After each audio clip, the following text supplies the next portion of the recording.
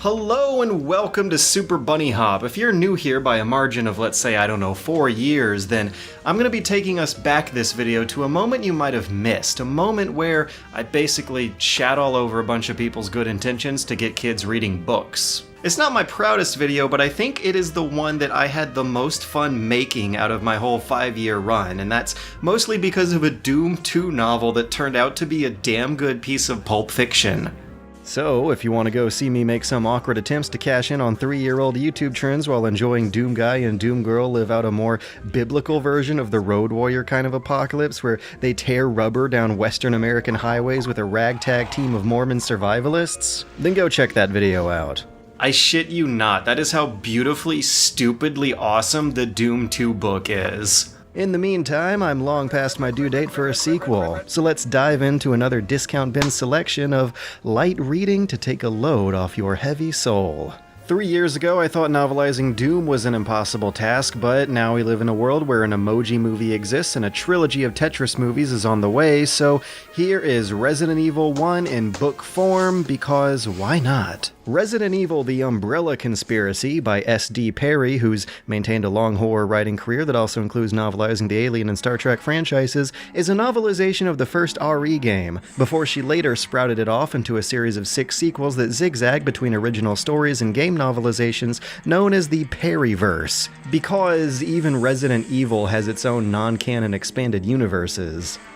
One thing that caught my eye is this front jacket of this book from 1998, hyping us up for Code Veronica, which still wasn't due for another 2 years. 3 years if you count the novelization they're advertising here. Considering how many famous delays haunted the early Resident Evils, it seems these publishers were a bit optimistic about the timely release of their books. Anyways, content of The Umbrella Conspiracy is your standard issue novelization. Characters basically do what they did in the source material, with the exception of a few explanatory scenes added in to flesh out stuff that's worth fleshing out or try to fix stuff that needs fixing. Wow, what a mansion! Don't open that door! But, since this is Resident Evil we're talking about, the ratio of repairs to recoveries here is a deliciously high number. Most of the book is spent with the same cast of weirdos from the game solving puzzles, killing Zambambos, and dodging traps in a pretty straight-faced retelling of the game, but by switching perspectives between a manageable handful of protagonists, things move along smooth enough. It's kind of like it's going through both game campaigns at the same time, so the book's paced well enough and the classically campy style of RE1 somehow fits really well to cheap paperback trashiness. It's somehow both just self-aware enough and just serious enough to work for however seriously you want to take it. So thankfully, S.D. Perry's thrown in quite a few creative liberties to ramp up the drama, but of course none of those creative liberties let our pro-tags just blast open locked doors or climb through whatever waist-high obstacles or flimsy windows would block their progress in the game. Jill, Chris, and Barry still split up and zigzag their way back and forth through rooms trying to find the helmet key or whatever, climaxing with them stumbling past giant snakes, plants, and mutant killer sharks at the end at an almost comical pace. What's also fun is that the pages that follow Wesker's perspective, while the rest of the gang is off solving this spooky mystery, has scenes showing him as more of a bumbling, clumsy umbrella lackey than a superpowered evil genius, which sure as hell isn't the role he stumbled into in the game sequels. But here in the Perryverse, we also have the extra drama of Chris having a brother who worked at Umbrella and died, tipping them off about the incident, and how Jill made friends with a couple neighborhood kids who turned out to be Raccoon City's first zombie victims, and Washington, D.C. has skyscrapers. But what I really got a kick out of were the lengths the author goes to explain the game's bad voice acting. That was too close. You were almost a Jill sandwich. Jill smiled back, gratefully nodding, but noticed that he seemed a little strained, the humor forced. Odd. She wouldn't have figured Barry as the type to tense up in the face of danger. So every now and then the novel actually notes that Barry and Wesker's speech and their mannerisms are a little odd. It's almost like they're acting or like they're up to something. These people don't talk and act weird because they were American characters rushed out on a budget from a Japanese game developer who just had bitter arguments with the bosses over whether or not the game should have any story at all. No. Instead, Barry and Wesker talk so weird because they're up to something. So S.D. Perry pretty much comes in to pick up the slack the developers left her with. Here's a lockpick. It might be handy if you, the master of unlocking, take it with you. Jill nodded, tucking the lockpicks into her hip pouch. Barry had taken an interest in her former career, and she'd given him a few pieces from her old set, several picks and torsion bars. They could come in handy. So in the Perryverse, Jill is still the master of unlocking, although they don't say it that way. It's because her father was a master thief who was training her up to be one too, but after he finally got caught, she decides to play it safe and switch sides and become a policewoman.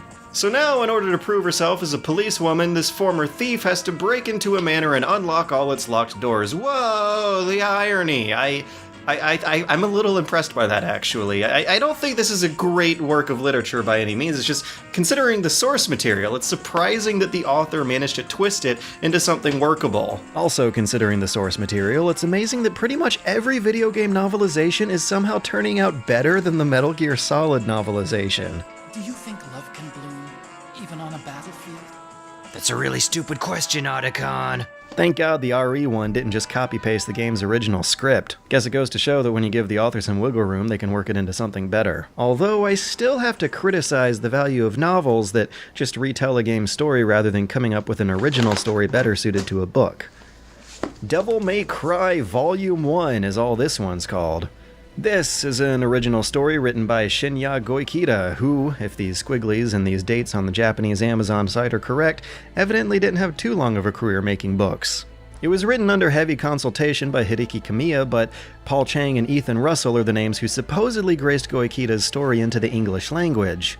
But try as I might, I couldn't find anything else made by them. So as I started reading this, there was some initial shock that the Devil May Cry novel was not turning out to be a post-apocalyptic action figure battle between pretty much all the forces of hell against one cocky asshole.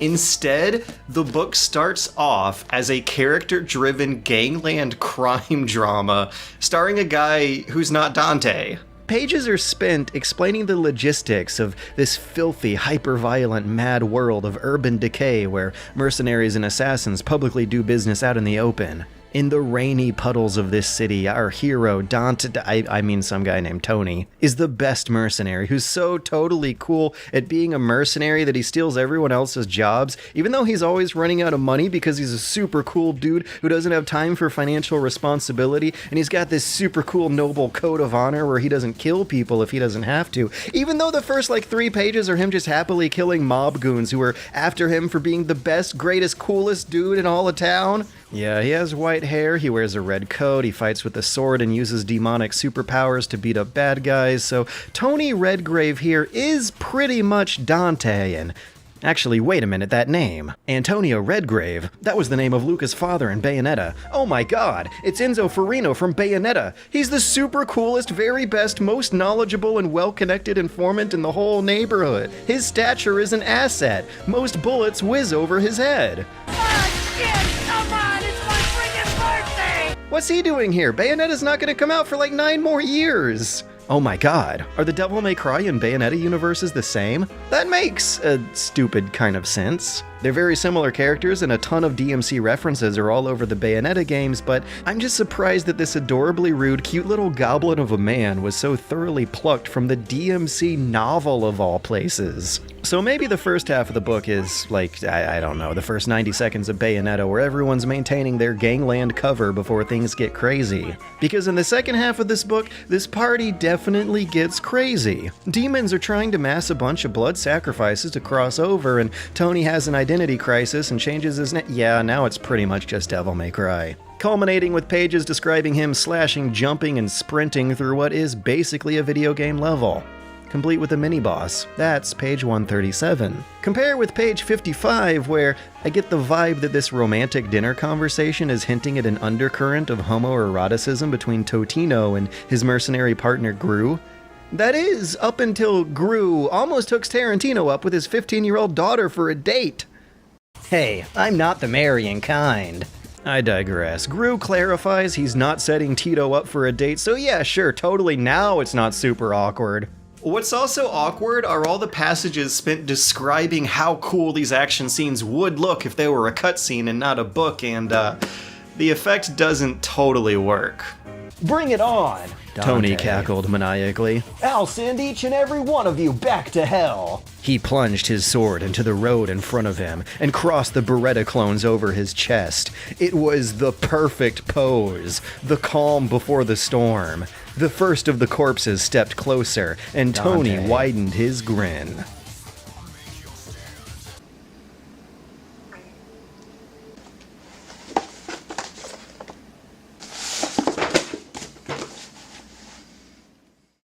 Invasion of the Overworld! An unofficial Minecrafters Adventure Book 1 in the Game Night 999 series by Mark Cheeverton is probably the youngest demographic product I've tackled since the last previous Game Books video, in which we revisited Justin Snake and the Snake Men from the 1990 Metal Gear Worlds of Power novelization. Since then, creative barriers have absolutely gone straight to hell, and this book is just one of several attempts to come up with some kind of narrative dramatizing a session of Minecraft. The latest of which is an official novelization by Max Brooks, but that's not out for another month. Until then, you can buy your kids these little construction guide idea books that actually look kinda handy and fun to keep around. Or this unauthorized fanfiction novelization, which you will notice does not have the actual Minecraft logo on the cover. Also, just like Worlds of Power, this was written by a concerned dad trying to get his kids super hyped about reading, and also internet etiquette. Oh boy. So before we go further, I want to say that despite cringing my way through the book, I think I get where the author's coming from here. Raising kids today must be absolutely terrifying. 3 years ago, it felt safer for me to be creating videos on the internet, so I can't imagine how it must feel to be creating whole new human beings off the internet after that gap. So imagine how weird it is for me, a YouTuber, to be reading about this author's kid getting a lot of his media from YouTube troll videos. Yeah, it's pretty weird. I don't feel like I'm in a qualified position to be influencing children, even if I'm doing it indirectly by them just watching my videos. The butterfly effects from that are too grand, there's too many possibilities, the thought makes me uncomfortable. What if they grow up thinking plaid is cool? I guess we'll find out if those fears are unfounded or not in 18 years or so, but hey, for now let's get this over with. Game Night 999 is an infamous Minecraft griefer who's a complete and total asshole to everyone, and spends the first few pages ruining a bunch of other people's days by blowing up their stuff in Minecraft, so you can bet the other 170 pages are going to be spent teaching this kid a lesson. How does that happen? It happens thanks to Honey, I Shrunk the Kids. Game Night 999, whose real name is never revealed by the way, throws some trash across the room that accidentally trips the switch on Dad's wacky invention, shrinking him down into a digital version of himself inside the world of Minecraft, where he now has a blocky anatomy, complete with limited movements and an HP meter. He even has to open an inventory and craft stuff in it by kind of flexing a mental muscle for it. I don't know, the whole thing sounds like one hell of a psych trip, especially when paranoia sets in for a kind of Toy Story twist where it's revealed that NPCs in the game are fully alive, aware, conscious people, but only when the kids playing the game aren't around looking. They're scared of death and get terrified when players log in and start beating them up, which takes a disturbingly dark turn when our noble hero learns that earlier in the book, he killed another character's wife without realizing it. Great! Good job, hero! What a cool dude! So a redemption arc is in order. Game Night 999 has to atone for his sins and become a better person. And the author does this by setting him up with a Joseph Campbell hero's journey where a magic old man helps him rally up a village to defend themselves against a monstrous horde, and in this process he learns about regret and sympathy and the value of treating people nicely.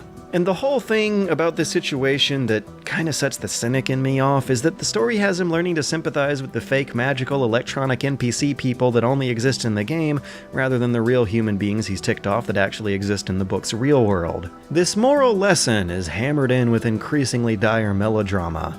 Stakes reach apocalyptic levels as friends die in front of us in slow motion, as Gamer Knight wept, square tears flowing down his face.